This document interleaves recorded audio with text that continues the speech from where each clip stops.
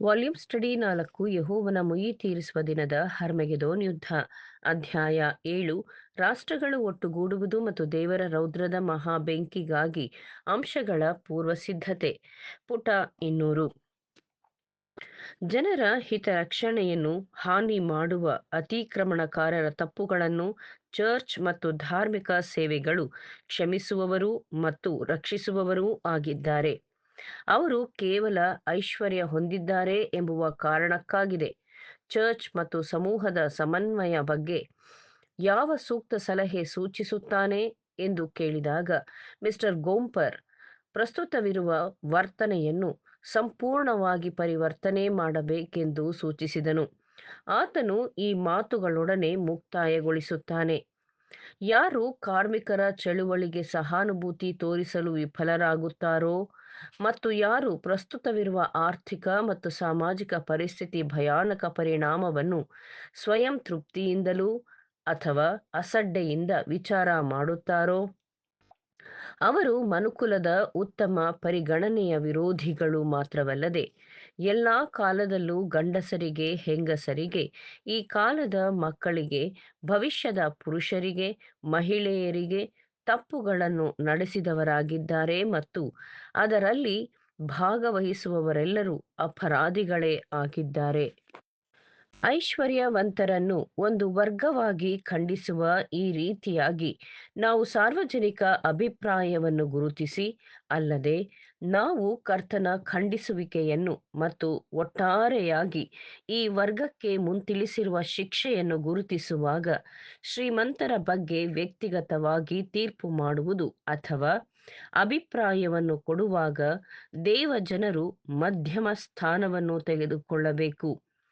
ಆ ವರ್ಗದ ಬಗ್ಗೆ ಕರ್ತನ ತೀರ್ಪು ತೀವ್ರವಾಗಿರುವಾಗ, ಪರಂತು ವ್ಯಕ್ತಿಗತವಾಗಿ ಆತನ ನ್ಯಾಯ ತೀರ್ಪು ದಯಾಪೂರ್ಣವಾಗಿರುತ್ತದೆ ಮತ್ತು ಕರ್ತನು ತನ್ನ ಜ್ಞಾನದ ಮೂಲಕ ಅವರ ಚಿನ್ನದ ಮತ್ತು ಬೆಳ್ಳಿಯ ವಿಗ್ರಹಗಳನ್ನು ಕೆಡವಿರುವಾಗ, ಅವರ ಗತ್ತಿನ ನೋಟವನ್ನು ತಗ್ಗಿಸುವಾಗ, ಅವರ ಅಹಂಕಾರವನ್ನು ದೀನವಾಗಿಸಿರುವಾಗ, ನಂತರ ಅವರ ಸ್ವಾರ್ಥವನ್ನು ಮತ್ತು ಅಹಂಕಾರವನ್ನು ತ್ಯಜಿಸುವಂತೆ ಆತನು ಕೃಪೆಯಿಂದ ಅವರನ್ನು ಸಂತೈಸುವನು ಮತ್ತು ಗುಣಪಡಿಸುವನು.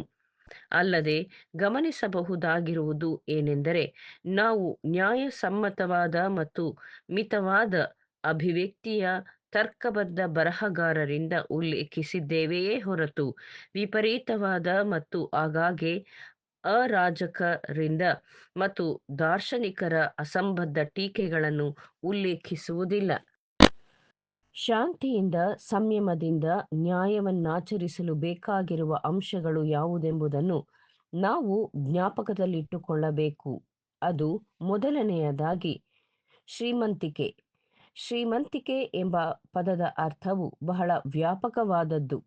ಅದು ಅತ್ಯಂತ ಶ್ರೀಮಂತರನ್ನು ಸೇರಿಸುವುದಲ್ಲದೆ ಮತ್ತು ಇದರೊಡನೆ ಹೋಲಿಸಿದರೆ ಅನೇಕರು ಮನಸ್ಸಿನಲ್ಲಿ ಅತ್ಯಂತ ಬಡವರು. ಎರಡನೆಯದಾಗಿ, ಅನೇಕ ಬಡವರು ಧನಿಕರೆಂದು ಯಾರನ್ನು ಪರಿಗಣಿಸುವರೋ ಆ ಧನಿಕರಲ್ಲಿ ಬಹಳ ಮಂದಿ ಅತ್ಯಂತ ಉತ್ತಮರು ಮತ್ತು ಪರೋಪಕಾರಿಗಳಾಗಿದ್ದಾರೆ. ಅದರಲ್ಲಿ ಅನೇಕರು ಗಣನೀಯ ಪ್ರಮಾಣದಲ್ಲಿ ಪರೋಪಕಾರಿ ಕಾರ್ಯಗಳಲ್ಲಿ ಮತ್ತು ದಾನ ಧರ್ಮಗಳಲ್ಲಿ ಸಕ್ರಿಯರಾಗಿರುತ್ತಾರೆ. ಆದರೆ ಅವರು ಸ್ವಯಂ ತ್ಯಾಗ ಮಾಡುವಷ್ಟರ ಮಟ್ಟಿಗೆ ಮತ್ತು ಇತರರನ್ನು ಆಶೀರ್ವದಿಸಲು ಅವರು ಸ್ವಯಂ ತ್ಯಾಗ ಮಾಡಲು ಸಜ್ಜುಗೊಂಡಿಲ್ಲ ಎಂಬುದಕ್ಕೆ ಯಾರಾದರೂ ಅವರನ್ನು ಖಂಡಿಸುವುದಾದರೆ ಅದು ಖಂಡಿತವಾಗಿ ಒಂದು ಕೆಟ್ಟ ಗುಣಲಕ್ಷಣವಾಗಿರುತ್ತದೆ. ಹಾಗೆ ಮಾಡಿದವರಿಗೆ ಅಂತಹ ಮನೋಭಾವದ ಪ್ರತಿಯೊಂದು ವಿಧಾನವನ್ನು ಹೇಗೆ ಪ್ರಶಂಸಿಸಬೇಕೆಂದೂ ಸಹ ತಿಳಿದಿದೆ. ಅದು ಐಶ್ವರ್ಯವಂತರಾಗಿರಲಿ ಬಡವರಾಗಿರಲಿ ತೋರ್ಪಡಿಸುವ ಮನೋಭಾವವನ್ನು ಸಮೀಪಿಸಲು ತಿಳಿದವರಾಗಿರುತ್ತಾರೆ. ನಾವು ಜ್ಞಾಪಕದಲ್ಲಿಟ್ಟುಕೊಳ್ಳುವಂತೆ ಅನೇಕ ಐಶ್ವರ್ಯವಂತರು ಸಾರ್ವಜನಿಕ ಉಚಿತ ಶಾಲೆಗಳಿಗಾಗಿ ಮಾತ್ರವಲ್ಲದೆ ಸರ್ಕಾರಕ್ಕಾಗಿ, ಸಾರ್ವಜನಿಕ ಧರ್ಮಶಾಲೆಗಳಿಗಾಗಿ ಭಾರೀ ತೆರಿಗೆಯನ್ನು ಕಟ್ಟುವವರಾಗಿದ್ದಾರೆ. ಅಲ್ಲದೆ ಹರ್ಷಚಿತ್ತರಾಗಿ ಬಡವರ ಪರಿಹಾರ ಧನಕ್ಕಾಗಿ ಬೆಂಬಲಿಸುವರು.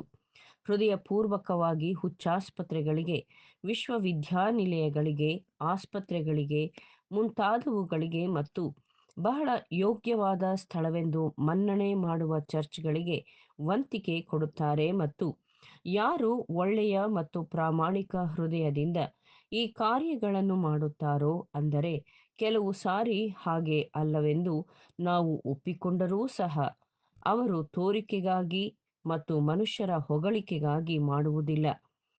ಹಾಗಾಗಿ ಅವರಿಗೆ ಬರತಕ್ಕ ಪ್ರತಿಫಲವು ತಪ್ಪುವುದೇ ಇಲ್ಲ. ಹಾಗೆ ಮಾಡುವವರೆಲ್ಲರನ್ನು ನ್ಯಾಯವಾಗಿ ಮನ್ನಣೆ ಮಾಡಬೇಕು.